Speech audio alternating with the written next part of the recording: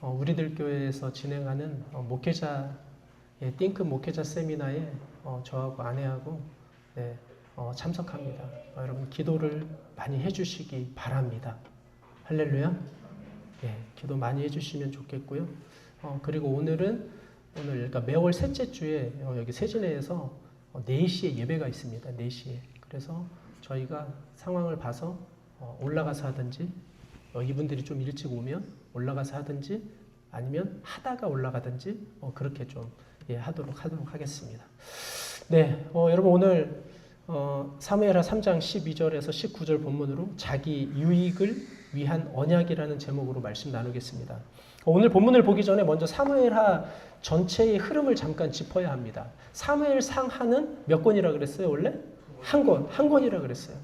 한 이야기입니다. 한 가지 이야기입니다. 그러니까 사무엘상은 한마디로 뭐라 그랬습니까? 기다리지 못한 사울의 이야기라 그랬어요.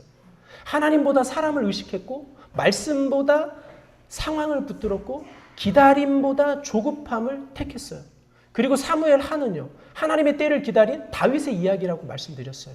억울해도 기다렸고 기회가 와도 하나님의 때가 아니면 움직이지 않았습니다. 그런데 오늘 본문 이 사무엘하 3장은 다윗이 유다의 왕이 된 후 온 이스라엘의 왕이 되기까지 전환점이 되는 그런 지점입니다.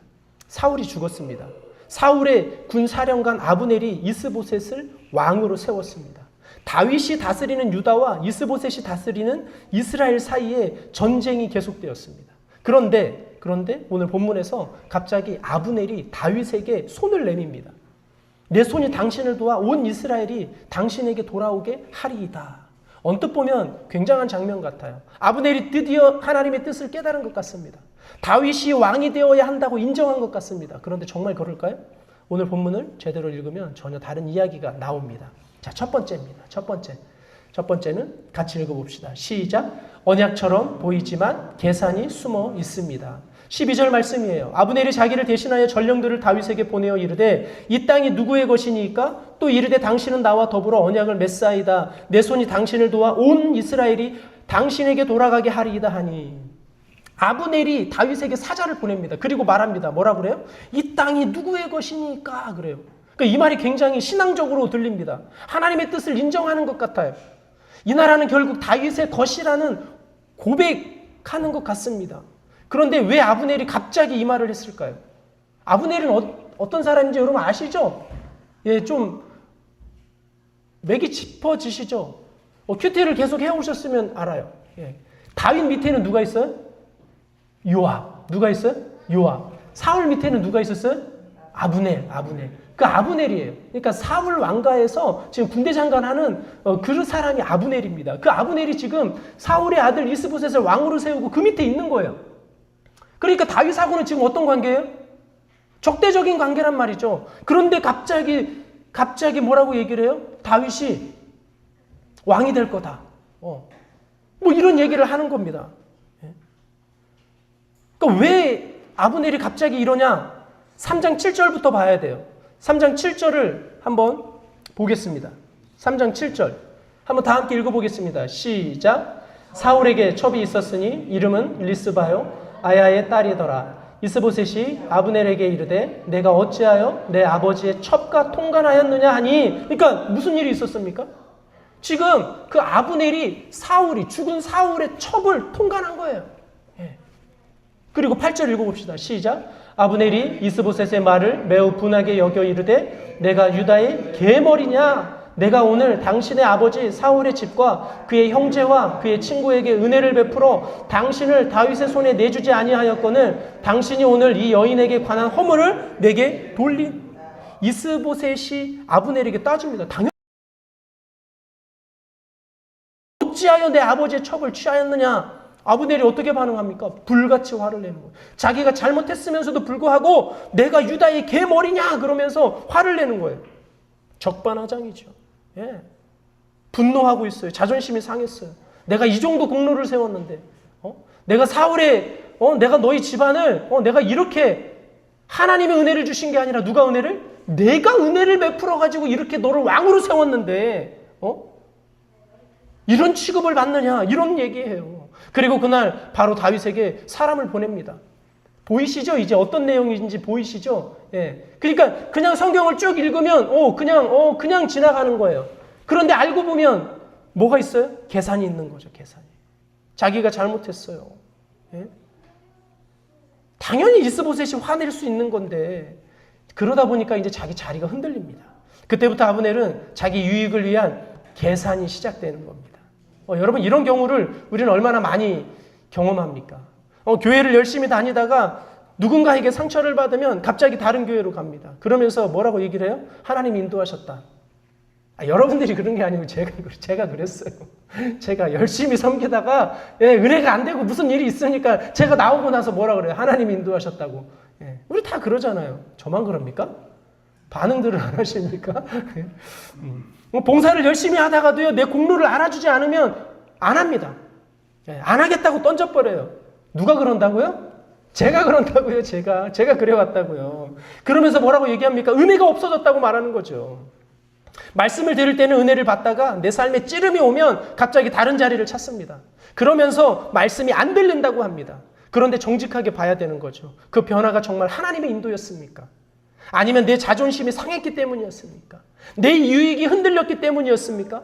아브넬의 언약처럼 보이는 이 제안, 그 안에 숨어있는 것은 뭐라고요? 따라합시다. 계산이었어.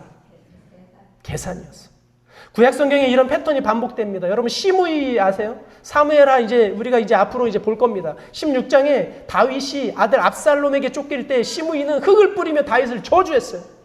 흙을 뿌리면서 다윗을 저주했습니다. 그런데 사무엘하 19장에 다윗이 다시 압살롬과의 전쟁에서 이기고 돌아왔을 때 다윗이 다시 왕이 되어 돌아오자 가장 먼저 달려가서 뭐라고 얘기를 하냐면 내가 죄를 범하였나이다 그러는 거예요. 여러분 이게 회개입니까? 계산입니까? 상황이 바뀌자 태도가 바뀐 것입니다. 솔로몬 시대의 아도니아를 보십시오. 왕이 되려다 실패하자 제단 뿔을 잡고 목숨을 구했어요. 살려달라고. 그러다가 솔로몬에게 수냄 여자 아비삭을 구했어요. 언뜻 보면 작은 부탁 같습니다. 그러나 그것은 왕권에 대한 또 다른 계산이었다는 거죠. 여러분, 우리 안에도 이런 계산이 있지 않습니까? 하나님을 믿는 것처럼 보이지만 사실은 내가 원하는 것을 얻기 위해서인 거예요. 그러니까 예배를 드리는 것처럼 보이지만 사실은 문제가 해결되기를 바라는 거래예요. 거래. 보니까 여러분들은 그러신 분들이 한 분도 없는 것 같아요. 이 설교의 주 대상은 오직 저. 할렐루야. 네. 저만 죄인입니다. 할렐루야. 따라합시다. 나도 죄인입니다. 예. 그러니까 기도를 하는 것처럼 보이지만 사실은 내가 원하는 결과를 얻으려는 주문이라는 거죠. 아브넬처럼 이 땅이 누구의 것이니까라고 말하면서 속에는 내 자리를 지키겠다. 내 유익을 챙기겠다는 계산이 숨어 있는 것입니다. 사도행전 8장에 시몬이라는 사람이 나와요. 마술사였어요. 그가 성령이 역사하는 것을 봤습니다. 너무 놀랍고 대단했습니다. 그래서 돈을 들고 베드로에게 왔습니다. 이 권능을 내게도 주사 내가 안수하는 사람마다 성령을 받게 하옵소서 이랬더니 베드로가 뭐라 그래요? 내 은과 내가 함께 망할지어다. 예, 망할지어다 그래요. 성령의 역사를 돈으로 사려 했습니다.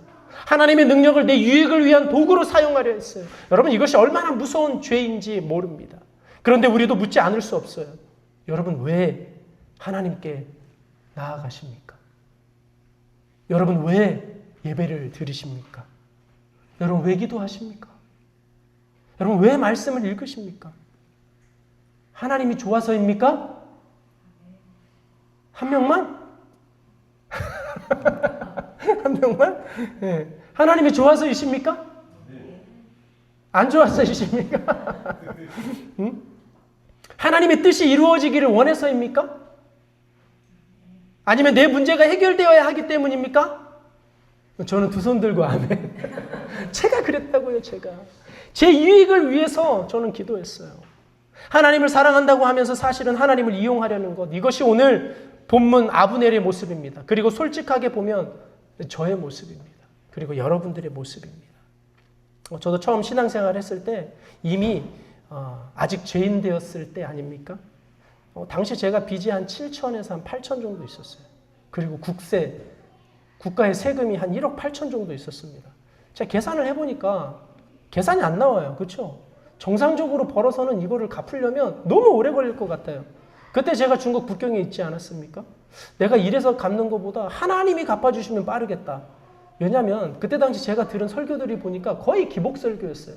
하나님께 열심히 하면, 기도하면, 헌금 많이 내면, 11조 하면 하나님께서 은혜를 베풀어 주시고 기적을 베풀어 주시고, 물론 그런 일이 안 일어나는 건 아닙니다. 일어납니다. 저도 그런 경험을 했습니다. 그런데 제 마음 한켠에 이런 생각이 드는 거죠. 내가 이래서 갚는 것보다 그래, 전능하신 하나님이 갚아주시면 빠르겠다. 할렐루야. 아멘 하신 분들은 다 지금 경험이 있으신 분들이죠. 그래서 제가 정말 열심히 신앙생활했어요. 믿음도 없는데 3일 금식도 해봤어요. 성경 통독도요 3일 만에 해봤어요. 앉아서 하루 종일 성경 읽는 거예요. 그냥은 안 돼요. 그 예전에 성경 통독기 있잖아요. 테이프. 그걸로 막 돌리기 시작하는 거예요. 열심히 해야 돼요. 왜 열심히 해야 돼요? 하나님이 내 빚을 까주셔야 되니까. 그래서 정말 열심히 했어요. 그러다가 목사가 된 것 같아요. 할렐루야. 네. 근데 기가 막힌 건 여러분 뭔지 아십니까? 23년 전에 그 빚을 지금까지 갚고 있다는 겁니다. 이게 기적이에요. 이게 은혜예요. 할렐루야. 아멘 하세요. 이게 기적이라니까요. 한 번에 해결해 주실 줄 알았는데 23년 동안 그 빚을 갚고 있는 거예요. 지금까지. 다 됐어요. 이제. 다 됐어요. 이제. 100만 원 밑으로 남았어요. 이제. 할렐루야. 우리 하나님이 그런 하나님이시더라고요. 여러분 이런 하나님은 별로 예. 어떤 달은 10만 원, 어떤 달은 20만 원, 어떤 달은 30만 원. 그렇게 20년을 넘게 갚을 수 있는 마음을 주신 거예요. 하나님이. 예. 아깝다 생각 들지 않고 내가 지은 죄이기 때문에 내가 쓴 거기 때문에 그렇게 갚아야 되겠다라고 하는, 물론 탕감 많이 받았습니다. 여러분 생각해 보세요. 20년 동안 10만 원씩 갚아봐야 그거 얼마 되지도 않잖아요. 계산 나오죠. 수학 선생님이라. 예. 왜냐면은 7, 8천이었는데 뭐 20년 갚아봐야 2천만 원, 3천만 원밖에 더 됩니까? 그런데 하나님이 탕감해 주시는 거예요. 그런 은혜가 있었습니다. 여러분 계산으로 시작한 신앙생활이 어느덧 계산이 아닌 하나님의 은혜로 신앙생활을 하게 되었습니다. 할렐루야. 이것이 하나님의 역사입니다. 적용 질문입니다. 교회를 다니고 하나님께 나아가는 이유가 무엇입니까? 하나님이 좋아서입니까? 무언가를 얻으려는 계산이 있습니까? 상황이 내 뜻대로 되지 않을 때 하나님을 원망하거나 예배와 기도에서 멀어진 적이 있습니까? 첫 번째가 언약처럼 보이지만 계산이 숨어 있습니다. 두 번째는 자기 유익으로 움직일 때 누군가는 눈물을 흘립니다. 우리 사무엘하 3장 13절, 14절, 15절을 세 절을 한번 같이 읽어보겠습니다. 시작. 다윗이 이르되 좋다. 내가 너와 언약을 맺거니와 내가 내게 한 가지 일을 요구하노니 나를 보러 올 때에 우선 사울의 딸 미가를 데리고 오라. 그리하지 아니하면 내 얼굴을 보지 못하리라 하고 다윗이 사울의 아들 이스보셋에게 전령들을 보내 이르되 내 처 미가를 내게로 돌리라. 그는 내가 전에 블레셋 사람의 포피 100개로 나와 정원한 자니라 하니 이스보셋이 사람을 보내 그의 남편 라이스의 아들 발디엘에게서 그를 빼앗아오매. 아브넬만 계산한 것이 아닙니다. 다윗도 여기서 완전히 깨끗하지 않습니다. 다윗이 아브넬의 제안을 받아들이면서 한 가지 조건을 겁니다. 미갈을 데려와라. 미갈이 누굽니까? 미갈은 다윗의 첫 번째 아내였습니다. 사울의 딸이었습니다. 다윗이 블레셋 사람 포피 100개로 얻은 아내였습니다. 그런데 다윗이 도망자 되었을 때 사울은 미갈을 라이스의 아들 발디엘에게로 강제로 시집 보냈습니다. 지금 다윗이 미갈을 돌려달라고 요청합니다. 얼핏 보면 억울하게 빼앗긴 아내를 되찾는 것 같습니다. 그런데 많은 주석가들이 뭐라고 얘기를 하냐면 다윗이 미갈을 원한 것은요, 사울 왕과의 정치적 연결을 위해서였다는 거예요. 사울의 딸 미갈을 아내로 두는 것은 다윗이 사울 왕가의 정통 계승자임을 보여주는 정치적 상징이었다는 거예요. 그렇다면 미갈도 계산의 도구였던 것입니다. 그런데 이 장면에서 우리가 그냥 지나쳐서는 안 되는 16절이 있어요. 16절 한번 보겠습니다. 같이 읽습니다. 시작. 그의 남편이 그와 함께 오되 울며 바후림까지 따라왔더니 아브넬이 그에게 돌아가라 하며 돌아가니라. 발디엘이 웁니다. 이 짧은 구절 안에 얼마나 큰 아픔이 담겨 있습니까? 발디엘은 억지로 받은 아내였지만 진심으로 사랑했던 거예요. 그의 행동을 보니까.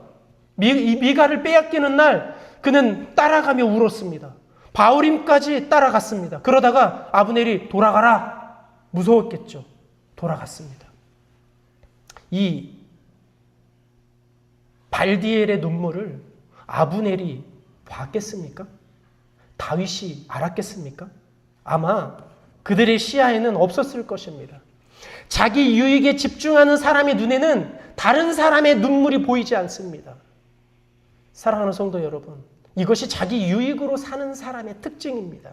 내가 원하는 것을 얻기 위해 움직일 때 누군가가 상처를 받고요. 누군가가 눈물을 흘립니다. 그런데 그 눈물이 보이지 않습니다. 왜죠? 내 유익이 더 크게 보이기 때문입니다. 우리 가정을 보십시오. 남편이 자기 유익을 위해 살아갈 때 아내의 눈물이 보이지 않습니다. 아내가 자기 유익을 위해 살아갈 때 남편의 상처가 보이지 않아요. 부모가 자기 체면을 위해 자녀를 대할 때 자녀의 억울함이 보이지 않습니다. 자녀가 자기 욕심을 위해 살아갈 때 부모의 눈물이 보이지 않습니다. 따라합시다. 결혼의 목적은 행복이 아니라 거룩입니다. 여러분, 왜 거룩이어야 합니까? 거룩해야만 다른 사람의 눈물이 보이기 때문입니다. 내 유익을 내려놓아야 옆에 있는 사람의 아픔이 보이기 때문입니다. 그러니까 자기 유익으로 사는 사람은 언제나 나만 피해자인 거예요. 나만 억울한 거예요. 나만 힘든 거예요. 나만 손해봤다는 거죠. 그런데 그 옆에서 울고 있는 발디엘은 보이지 않는 거예요.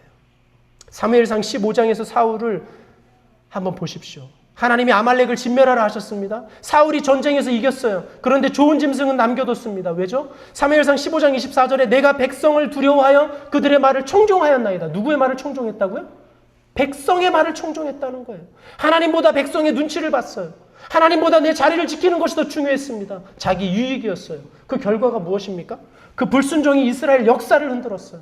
아말렉 문제는 어디까지 터져 나오냐면요. 에스더서에까지 나와요. 누구 나올까요?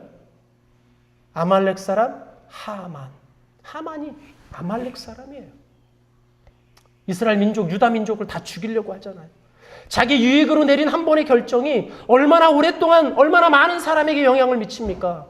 그러니까 우리의 선택이 우리 혼자만의 문제가 아니라는 거죠. 내가 자기 유익으로 내린 한 번의 결정이 내 가족에게, 내 자녀에게, 내 공동체에게 발디엘의 눈물을 흘리게 할 수 있습니다. 근데 더 깊은 이야기는 뭐냐면 발디엘이 울며 따라가다가 돌아가는 이 장면이에요. 돌아가는 이 장면이에요. 여러분, 이것이 어떤 그림입니까? 우리 죄 때문에, 저와 여러분들의 죄 때문에 아버지 집에서 멀어진 우리를 끝까지 따라오시며 우셨던 분, 그분이 누구예요? 예수님 아닙니까? 누가복음 19장 41절에 이렇게 기록되어 있어요. 있죠? 없나요? 예, 죄송합니다.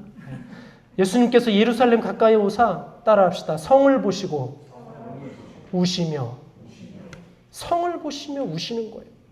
예수님이 예루살렘을 보며 우셨어요. 왜 우셨을까요? 그들이 평화의 길을 몰랐기 때문입니다. 자기 유익을 따라 살다가 멸망으로 향하는 자들을 보며 우셨던 거예요. 발디엘의 눈물이 우리를 향한 예수님의 마음과 겹쳐 보입니다. 오버랩됩니다. 우리가 자기 유익을 따라 하나님에게서 멀어질 때 하나님은 울고 계십니다. 그리고 끝까지 따라오십니다. 이것이 복음입니다. 제가 학창시절 때 제가 공부를 제대로 안 했잖아요. 제가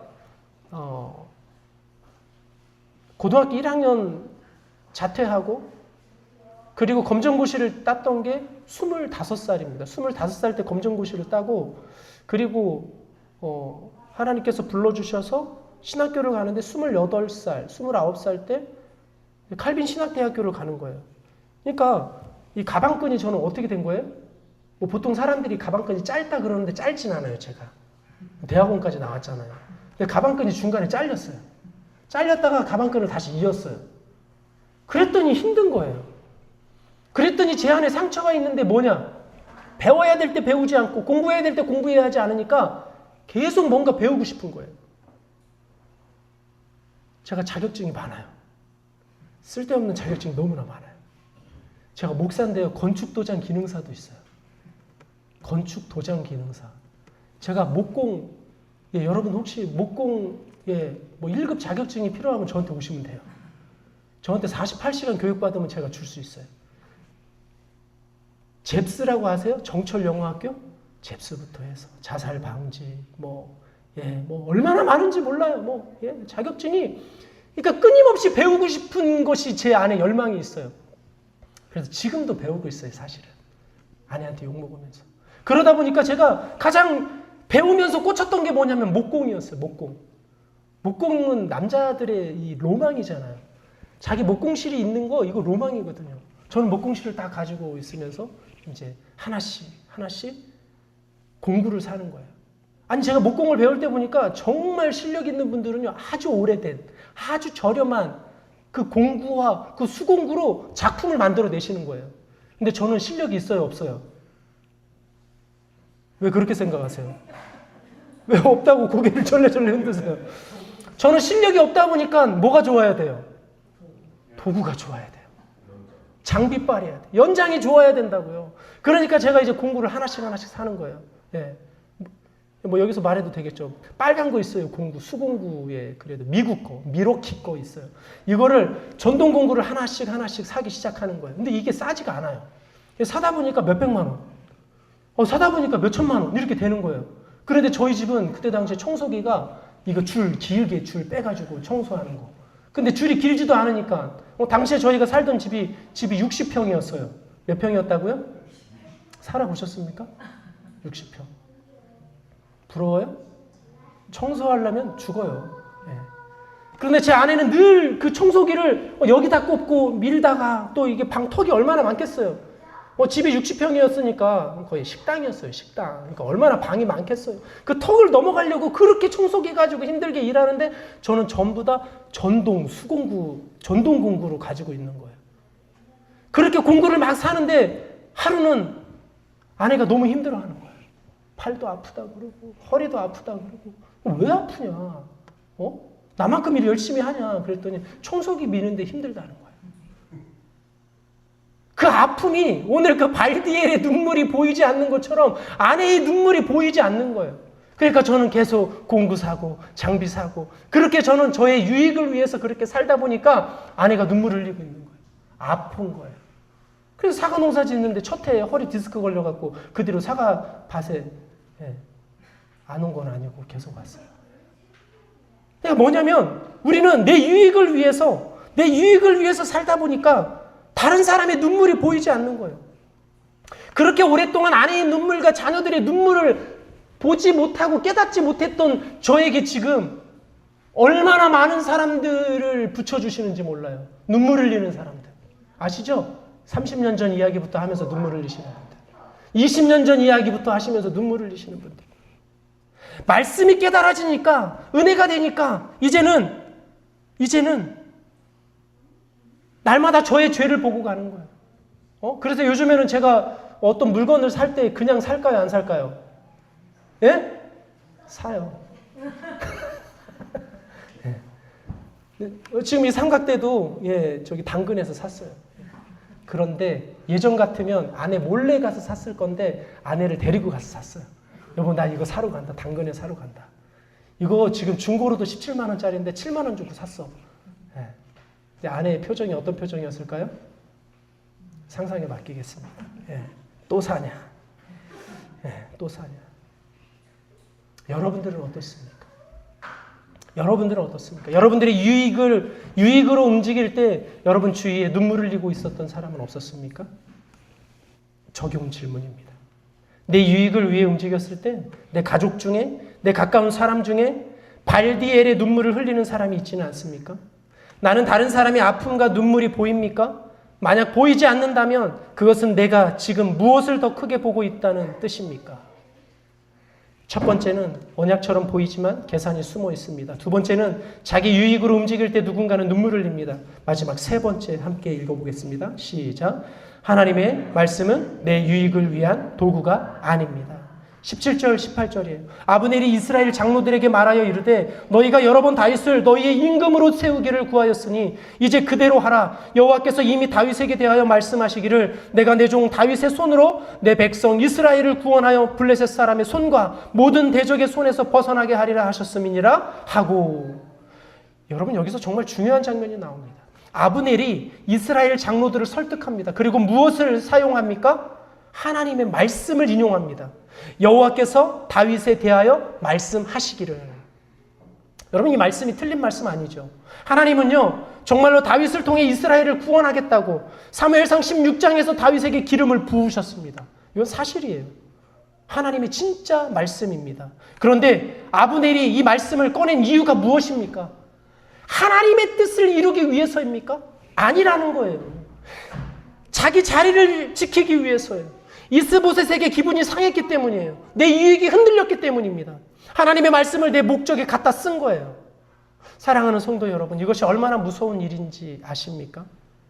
우리도 이렇게 할 때가 많잖아요. 내가 하고 싶은 것이 있습니다. 내가 원하는 결정이 있습니다. 그런데 그냥 하면 찝찝합니다. 그래서 성경 구절을 찾습니다. 내 결정을 합리화할 수 있는 말씀을 끌어옵니다. 그리고 말합니다. 이게 하나님의 뜻인 것 같아요. 누가 이런다고요? 여러분들은 그런 분이 아니고 제가 한다고요, 제가. 그래서 제가 개척을 할 때 아내를 가스라이팅 했잖아요. 하나님이 이렇게 말씀하시는 것 같아. 하나님이 이렇게 말씀하셔. 예.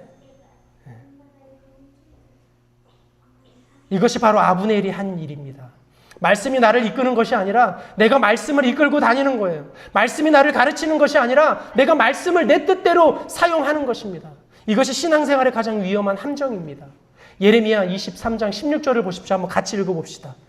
시작. 만군의 여호와께서 이와 같이 말씀하시되 너희에게 예언하는 선지자들의 말을 듣지 말라. 그들은 너희에게 헛된 것을 가르치나니 그들이 말한 묵시는 자기 마음으로 말미암은 것이요 여호와의 입에서 나온 것이 아니니라. 자기 마음의 묵시를 하나님의 말씀인 것처럼 포장하는 것, 이것이 이스라엘 역사를 망친 거짓 선지자들의 패턴이었습니다. 그리고 아브넬이 지금 그 패턴을 따르고 있는 거예요. 여러분, 마태복음 4장 6절 한번 읽어봅시다. 4장 6절 시작. 이르되 내가 만일 하나님의 아들이거든 뛰어내리라. 기록되었으되 그가 너를 위하여 그의 사자들을 명하시리니 그들이 손으로 너를 받들어 발이 돌에 부딪히지 않게 하리로다 하였느니라. 누가 말한 거예요, 이거? 사탄이 말하는 거예요. 사탄이. 기록되었으되 그가 너를 위하여 그의 사자들을 명하시리라. 이거는 시편 91편 말씀이거든요. 예수님이 광야에서 사탄에게 시험 받으실 때 사탄이 무엇을 했어요? 성경을 인용하는 거예요. 6절에 뭐라고 얘기를 합니까? 기록되었으되 그가 너를 위하여 그의 사자들을 명하시리니 그러잖아요. 사탄이 시편 91편을 인용해요. 정확하게 인용합니다. 틀리지 않아요. 그런데 예수님 어떻게 말씀하셨습니까? 7절. 없습니까? 7절. 넣어놨는데 제가 읽어볼게요. 또 기록되었으되 주 너의 하나님을 시험하지 말라. 따라합시다. 주 너의 하나님을 시험하지 말라. 예수님은 그 말씀의 사용이 잘못됐다는 것을 아셨습니다. 그러니까 말씀 자체가 아니라 말씀을 사용하는 목적이 문제였어요. 사랑하는 성도 여러분, 우리가 말씀을 붙들 때 먼저 물어야 합니다. 이 말씀이 나를 향한 하나님의 음성입니까? 아니면 내 결정을 정당하기 위해 찾아온 말씀입니까? 말씀이 내 귀에 들려야 합니다. 할렐루야. 말씀이 나를 찌르게 해야 됩니다. 말씀이 나를 바꾸어야 됩니다. 말씀이 나를 통과해야 돼요. 십자가가 나를 통과해야 됩니다. 말씀이 사운드로 들리는 것이 아니라 보이스로 들려야 한다는 것이 이 말씀의 핵심입니다. 아브넬의 문제가 무엇입니까? 결론만 보면 그의 행동은 옳았습니다. 다윗을 왕으로 세우는 것은 하나님의 뜻이었어요. 결과만 보면 잘한 것 같습니다. 그런데 아브넬은 결국 어떻게 됩니까? 사무엘하 3장 27절을 보면 헤브론에서 요압의 손에 죽습니다. 하나님의 뜻과 같은 방향으로 움직였는데 결국 죽었어요. 왜죠? 동기가 잘못됐기 때문입니다. 방법이 잘못됐기 때문입니다. 자기 유익이 하나님의 뜻보다 앞에 있었기 때문입니다.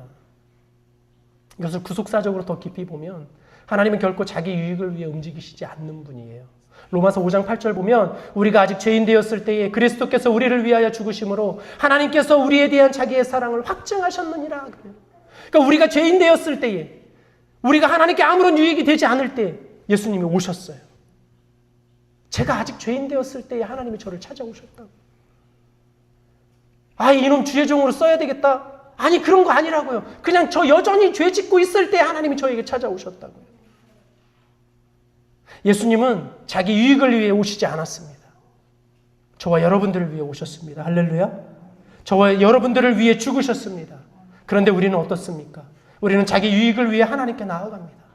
우리는 자기 유익을 위해 말씀을 사용합니다. 우리는 자기 유익을 위해 언약을 맺습니다. 이 차이가 바로 오늘 말씀이 우리에게 찌르는 지점입니다. 이 차이가 바로 오늘 우리 주님께서 자기를 내어주신 것을 말씀해 주시는 거예요. 우리는 하나님을 내 유익을 위해 사용하려 합니다. 이것이 저와 여러분들의 죄입니다. 그렇다면 우리 어떻게 해야 될까요? 마태복음 26장 39절 같이 읽어보겠습니다. 시작. 조금 나아가사 얼굴을 땅에 대시고 엎드려 기도하여 이르시되 내 아버지여 만일 할만하시거든 이 잔을 내게서 지나가게 하옵소서. 그러나 나의 원대로 마시옵고 아버지의 원대로 하옵소서 하시고. 어떻게 해야 된다고요? 나의 원대로 마시옵고 아버지의 원대로 하옵소서. 이것이 아브넬의 언약과 다른 언약입니다. 이것이 우리가 맺어야 할 언약입니다. 내 유익이 아니라 하나님의 뜻이 먼저인 언약. 내 계산이 아니라 하나님의 계획을 신뢰하는 언약. 내 원대로가 아니라 아버지의 원대로 살기로 하는 언약. 이것이 오늘 우리에게 필요한 언약입니다. 적용 질문입니다. 나는 말씀을 내 결정을 정당화하기 위해 사용한 적이 있습니까? 아니면 말씀이 나를 이끌고 나를 바꾸고 있습니까? 나는 나의 원대로 마시옵고 아버지의 원대로 하옵소서라고 기도할 수 있습니까? 지금 내 삶에서 하나님의 뜻이 먼저인 영역과 내 유익이 먼저인 영역은 무엇입니까? 사랑하는 여러분, 아브넬은 결국 왕이 되지 못했어요. 왕 옆에도 서지 못했어요. 헤브론에서 요압의 칼에 죽습니다. 자기 유익을 위해 움직인 그의 인생이 얼마나 허망하게 끝났습니까? 자기 유익이 중심이 된 언약은 아무리 좋은 결과를 향해 가는 것 같아도 결국 하나님의 역사와 함께 할 수 없습니다. 그런데 우리는 어떻습니까? 아브넬처럼 하나님을 향한 것 같으면서도 사실은 자기 유익을 위해 움직이고 있지는 않습니까? 예배를 드리지만 속에는 하나님보다 내 필요가 더 큰 것은 아닙니까? 말씀을 붙들지만 사실은 내 결정을 합리화하기 위해 말씀을 사용하고 있지는 않습니까? 말씀을 뱉습니다. 언약처럼 보이지만 속에는 계산이 숨어 있습니다. 이 말씀이 저와 여러분들의 마음이 찔림이 있기를 바랍니다. 구속사 전체를 보면 하나님은 이 모든 자기 유익의 언약들 속에서도 자기 계획을 이루어 가십니다. 하나님의 계획을 이루어 가십니다. 아브넬도 죽고 이스보셋도 죽고 다윗도 죽습니다. 다 죽어요. 나갔어요. 그것이 은혜입니다. 우리가 자기 유익을 위해 움직였을 때도 하나님은 우리를 포기하지 않으셨어요. 우리가 하나님보다 내 유익을 앞세웠을 때도 하나님은 십자가에서 우리를 위해 자기를 내어주셨습니다. 로마서 8장 32절 말씀에 이런 말씀이 있어요. 자기 아들을 아끼지 아니하시고 우리 모든 사람을 위하여 내주신 이가 어찌 그 아들과 함께 모든 것을 우리에게 주시지 아니하겠느냐. 하나님은 내 유익을 위해서가 아니라 하나님의 사랑 때문에 예수님을 보내셨습니다. 우리는 이미 그 사랑 받았습니다. 할렐루야. 이 시간 우리 이렇게 기도합시다. 이 시간 기도할 때 주님, 내 유익을 위해 하나님께 나아가는 것이 아니라 받은 사랑에 감사해서 하나님께 나아가는 저희들 되게 하여 주옵소서. 내 유익을 위해 말씀을 사용하는 것이 아니라 말씀이 나를 이끌도록 내 유익을 내려놓게 하여 주옵소서. 내 원대로가 아니라 아버지의 원대로 살게 하여 주시옵소서. 이 시간 함께 합심으로 기도하겠습니다. 하나님 아버지 감사합니다. 그렇습니다. 하나님 내 유익을 위해 하나님께 나아가는 하나님 그런 죄인 되게 하지 않게 하여 주옵소서. 하나님 받은 사랑에 감사해서 하나님께 나아가는 자들 되게 하여 주시고 내 유익을 위해 말씀을 사용하는 자가 되지 않게 하여 주시고 말씀이 나를 이끌도록 하나님 나를 하나님 앞에 날마다 내어놓는 자 되게 하여 주옵소서. 내 원대로가 아니라 아버지의 원대로 살기를 결단합니다. 하나님 내 원대로가 아니라 아버지의 원대로 살기를 원합니다. 아버지 하나님 별 인생 없습니다. 그렇습니다. 하나님 아버지 하나님 자기 유익을 위해 움직인 인생은 결국 아브넬처럼 하나님 허망하게 끝나지만 하나님 내 선택이 하나님 온전히 인생의 방향을 하나님께로 결정하고 하나님 우리의 가정의 방향을 하나님께로 결정하고 우리 자녀의 방향을 하나님께로 결정하는 하나님 우리 모든 성도들 될 수 있도록 하나님 역사하여 주시옵소서. 하나님 은혜를 도하여 주시옵소서. 아버지 하나님의 놀라운 능력이 아버지 하나님 오늘 하나님 예배하는 우리 성도들 온라인으로 예배하고 하나님 오프라인으로 예배하는 우리 모든 성도들의 삶 가운데에 하나님 계산하지 않는 삶 온전히 하나님께만 맡기는 삶 아버지의 원대로 되는 삶 하나님 인도하여 주시옵소서. 하나님 은혜를 도하여 주시옵소서.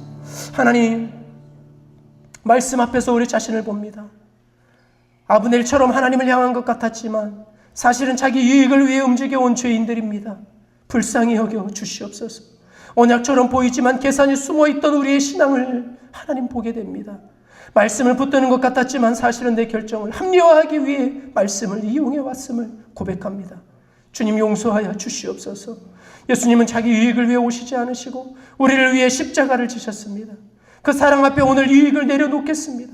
내 계산을 내려놓겠습니다. 내 원대로가 아니라 아버지의 원대로 살기로 결단합니다. 이 결단이 말로만 끝나지 않게 하시고 이번 한 주간 삶 가운데 하나님의 뜻이 내 유익보다 앞서는 경험을 하게 하여 주시옵소서. 우리의 가정 가운데, 공동체 가운데 하나님의 구속사가 흘러가게 하여 주옵소서. 말씀이 사운드가 아니라 보이스로 들리는 시간 되게 하여 주시옵소서. 하나님, 주님께 드리는 이 예물이 내 유익을 위한 투자가 아니라 이미 받은 은혜에 대한 감사가 되게 하여 주옵소서. 내 원대로가 아니라 아버지의 원대로 사용되게 하여 주시옵소서. 이 드림을 통해 한 영혼이 살아나게 하시고 복음이 전해지게 하여 주시옵소서. 하나님의 공급하심이 끊어지지 않도록 직장 위에, 사업 위에, 가정 위에, 모든 사역과 프로젝트 위에 하나님의 기름 부으심이 있게 하여 주시옵소서.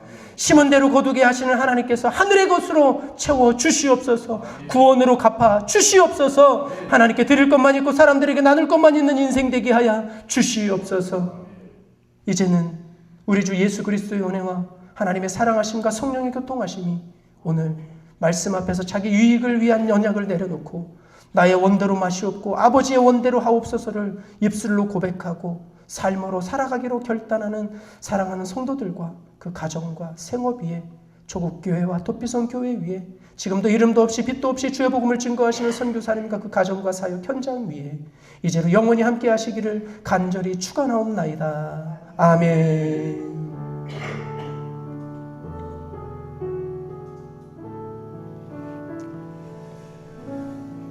네, 예배를 마쳤습니다.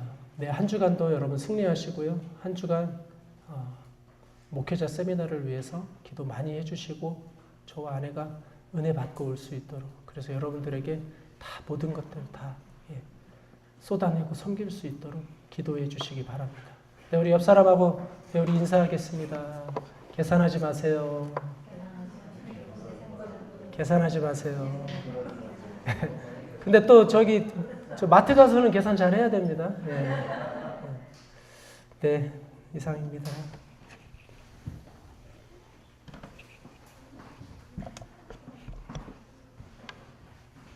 네.